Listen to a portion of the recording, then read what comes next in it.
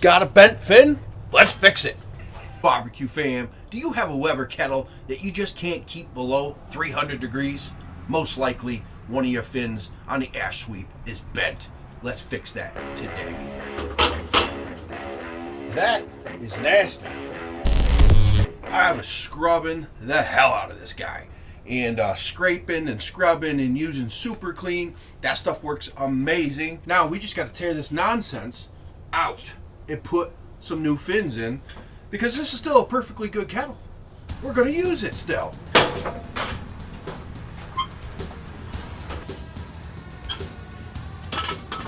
So get your kettle cleaned up much as you can. This guy here, I mean, this cooked hundreds of meals. And yeah, after a good cleanup, put this thing back together, it's still good. Still got wobbly legs like all of them. The best way I found is to just take a flathead, instead of prying all in here, take this guy here and snap that sucker. Bam. That's it.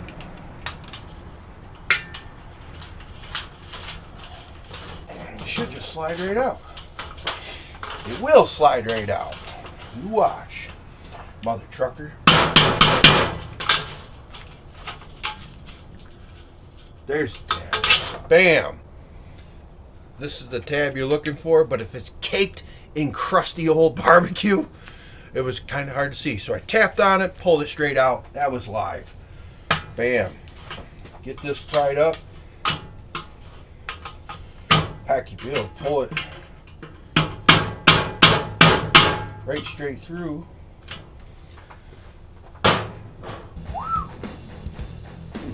Usually when you pry that bar out, everything falls on the inside. But we're locked in pretty good, so grab some pliers.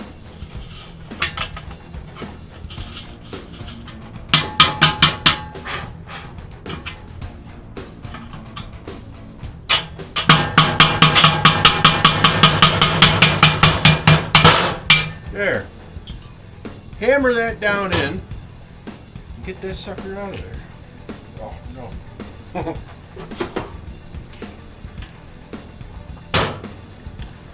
So, pry the bar, get the tab lined up, slide that out, pound the flathead right in the center.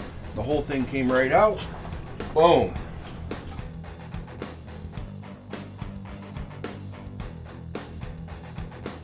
Your awesome fins, chuck them. So inside your kettle, wipe that out. Look at that, that's still a little crusty. There we go. New fins with numbers on it. Yeah, let's get this put together and assembled back in. And then we got a perfectly working Weber kettle. All for like 20 bucks.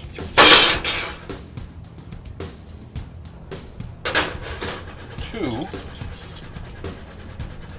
So you got 1, 2. Line these bad boys up.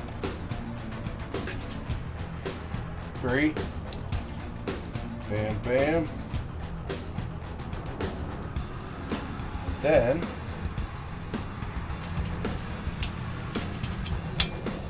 bam. Okay. So take number 1, make sure that's the back of your kettle, and then we're going to slide this in, twist it in, and it should be locked in place, and we should be good to go. Back of the grill is down. Take number 1.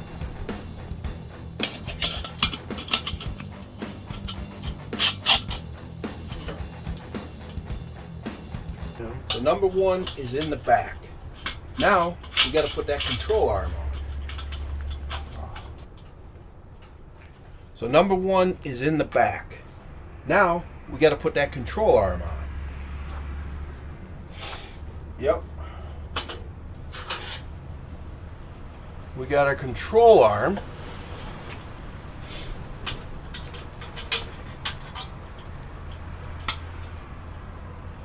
You want to The tab will be pointing down.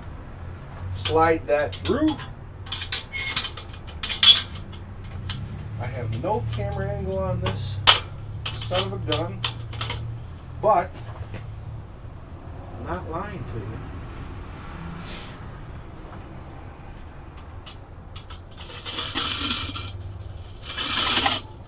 Just like that. She's good to go. So guys, for seriously, there's some on Amazon for less, I think $11 for the ash sweep replacement. It's super easy. I mean, after cleaning up your kettle, I mean, you're really looking at only about 5 minutes to fix this. Very simple, and we're good to go. Look at that. Cut the airflow down.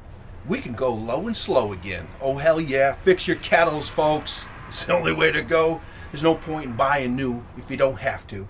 And if you haven't found out, inflation, since I bought this sucker's like $75 more now than when I bought it. Crazy what happens in 5 years. Or 6. Hell yeah, the copper kettle lives. So this bad boy is going to last me another 5-6 years. Oh, hell yeah. Now you may be wondering why I cleaned up that old Weber kettle.